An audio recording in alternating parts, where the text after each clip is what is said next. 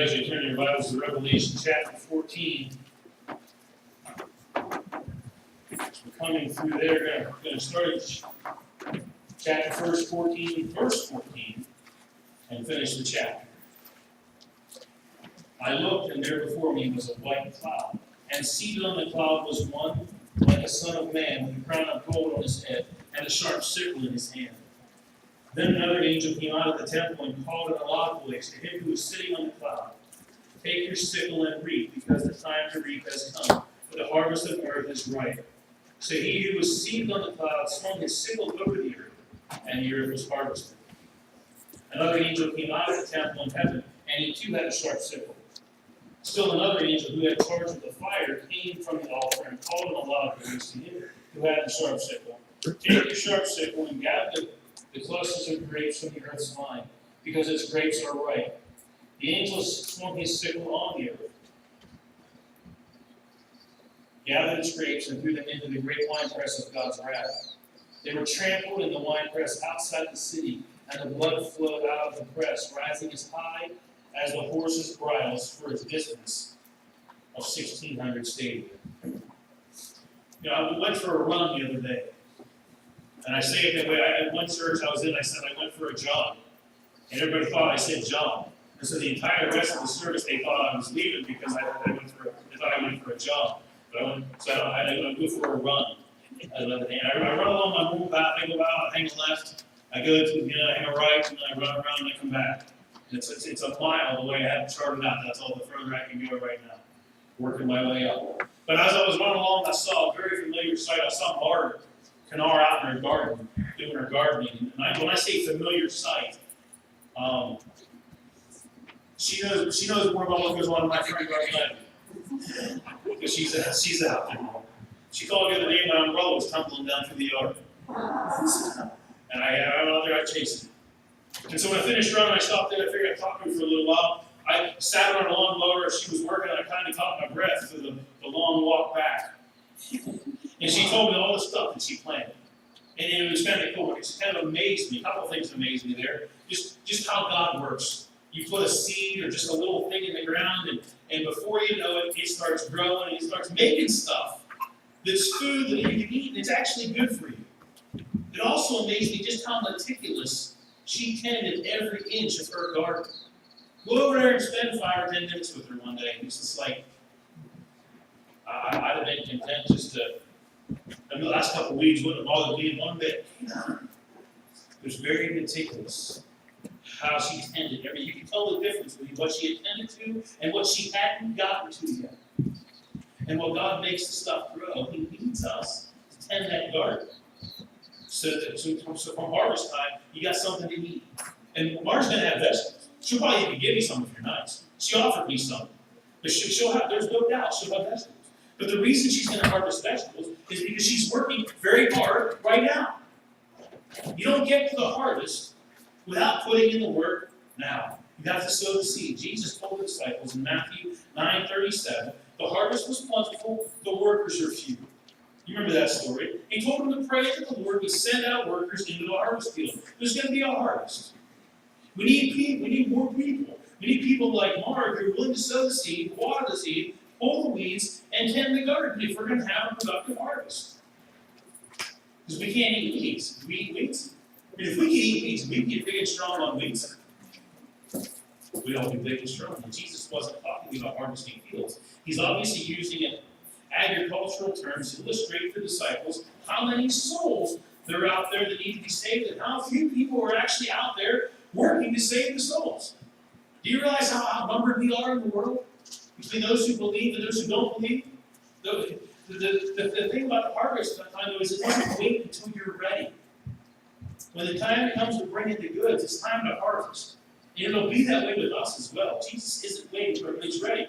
Talk to the kids about that. You ever play hide and seek? It's been a long time since I played hide and seek. When that counter says ready or not, here I come, if you're not ready, there's a certain amount of shock that goes through your system because you're going to lose if you're not ready. And it's the same way when it's time to harvest. If it's going to be time to harvest, John sees this In Revelation 14, he says he looked, and he saw before him a white cloud. Seated on the white cloud was one like the Son of Man, with a crown of gold and a sharp sickle in his hand. Now that's a simple little sentence. That simple little sentence is loaded with Old Testament imagery for God. It summarizes almost everything that a lot of things the Old Testament says about God. I mean, God's presence many times is depicted in a cloud. The Israelites followed the cloud by day through the desert. In the tabernacle, God appeared above the atonement cover in a cloud. On the Mount of Transfiguration, when Jesus and the disciples, a couple of disciples there, God speaks out of a cloud. And so Jesus being seated on the cloud indicates very powerfully that Jesus is indeed God. Whiteness is a sign of absolute purity in the Bible. And when he says one like the Son of Man, that is how Daniel always referred to the coming Messiah. And the crown symbolizes kingship, and the gold really speaks for itself. Gold is the most precious metal that we can think of on earth, and it's the most valuable thing. We talk about, we say, Lord, you are more precious and silver, you are more costly than gold. The sharp sickle, however, is something new. The sharp sickle does not come from the Old Testament. Jesus brings the sickle. Remember, every now and then I'll tell you that Jesus changed things. Jesus changed things. He brings the sickle. All of a sudden, he's the harvester. And what John sees in verse 15 is another angel coming out of the temple, calling in a loud voice to Jesus, to him who's sitting on the cloud. Take your sickle and reap, because the time to reap has come, for the harvest of the earth is ripe. And Jesus swings his sickle over the earth, and the earth is harvested. Notice where the sickle is swung. These sickles get swung different places. It's important to pay attention. Over the earth. Throughout the book of Revelation, things are done to the earth. The angel with the censer in chapter 8 casts fiery pillars of the saints into the earth. And it's shaken because it's disrupted by the presence of God. The kingdom of darkness is always disrupted by the presence of God. The angel in the abyss is cast into the earth in chapter 9 and becomes the destroyer, the dragon, or Satan. Casts a third of the stars into the earth in chapter 12. Then he himself is cast into the earth, causing one of the woes. The beast of the earth is cast. The beast of the earth is cast into the earth in chapter 13, and later in chapter 16, we'll see the first bowl of God's wrath is poured into the earth. Earth becomes the image for the rebellious realm, because there's something wrong with the earth. John will eventually call this realm fallen Babylon. There is something very fundamentally wrong with the world. I don't think we argue too much about that. There's something very fundamentally wrong with the way things are. And the redeemed are no longer part of the world. We are no longer part of the earth. We don't think like worldly people do. We shouldn't think like worldly people do. We don't behave, or we shouldn't behave like worldly people behave. We live out of a relationship with God. We are citizens of a new city, a heavenly city. That John's going to call, we're going to call the New Jerusalem. And what the image is portraying in the action of the Son of Man's sickle is that the citizens of New Jerusalem are not in the earth, but rather upon it. We live here. We live here. Well, this isn't where we're from. Right? We may have come from the earth. God took the dust and he made Adam. We came from the earth, but we don't belong to the earth anymore. We have a heavenly home. Why do you think so many people are itching to worship the earth? To worship creation? Because it's their home. It's all they've got. We don't worship the stuff we walk on. We worship the one who made the stuff we walk on. There's a big difference, and there's only one harvest. But John sees both sides of it. And there's two sides to every story, sometimes more, but in this case, there's two sides to every story, because another angel comes out of the temple. He also has a sharp sickle, and the angel in charge of the fire, different angel in charge of the fire, came out from the altar and says, hey, take your sharp sickle, gather the clusters of grapes nearest vine, because the grapes are ripe. The angel swung his sickle on into the earth, and these grapes sickled from the earth are those who will experience the winepress of God's wrath. Now, that isn't very good news, but it's the truth. John sees it. Others saw it. Isaiah saw God trampling the enemies of Israel in the winepress of his wrath. Jeremiah lamented. There's a whole book dedicated to this called Lamentations, where Jeremiah lamented that God had trampled Israel in the winepress of his wrath because of their sin. Joel saw God trampling the winepress of the enemies of Israel in Joel 3:13. And John now sees them being trampled where? Outside the city. Not part of the new city. Because when it's time to harvest, if you have a relationship with God, full salvation becomes the full maturation of that relationship. You know, a head of wheat's a head of wheat. At harvest time, it doesn't become something else. It stays a head of wheat. It's just a harvested head of wheat. It's a full, mature head of wheat that's ready for fulfillment. Conversely, judgment is the consequence of a lack of a relationship with God. And in both salvation and judgment, the outcome is simply the final acknowledgement of the result of a long journey. Did you live out a relationship with Jesus, or did you not live out of your relationship with Jesus? A relationship with Jesus begins in this life. You can begin that in this life, matures throughout your lives, and continues beyond that. Salvation is participation with God in His realm of wholeness and life in the midst of life in this world. You were stuck here, whether we want to be or not.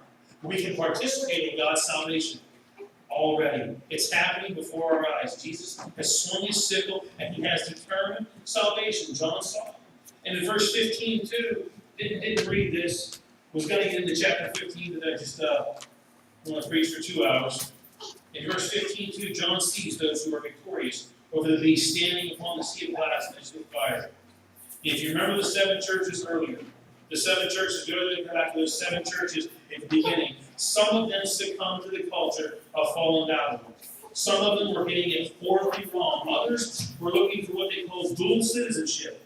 They wanted one foot in the worldly realm, and they still wanted to hang on. They still wanted to be part of Jesus' kingdom.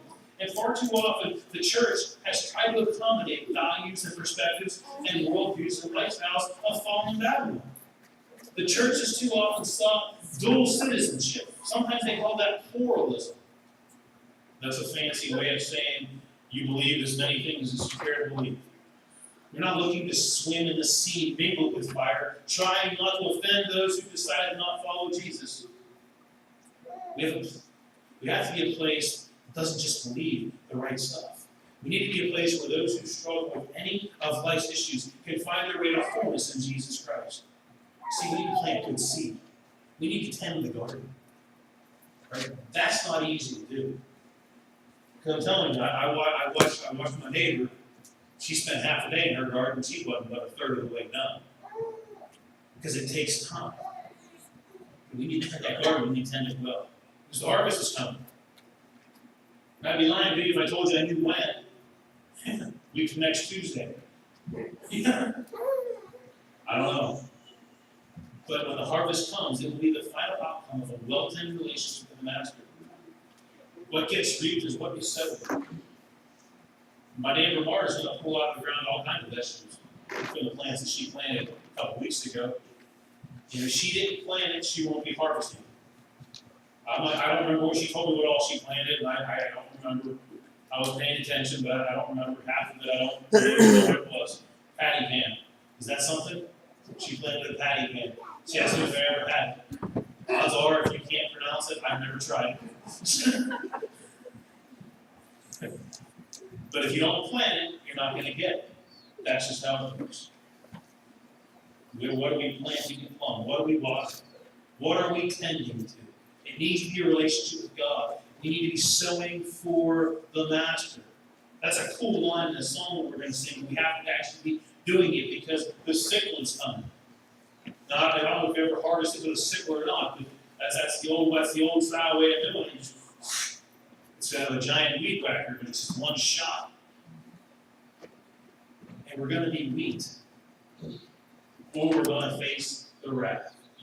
And as we come for communion this morning, and you spend your time with the Lord, talk to Him about what we're sowing, what we're watering, what we're tending to.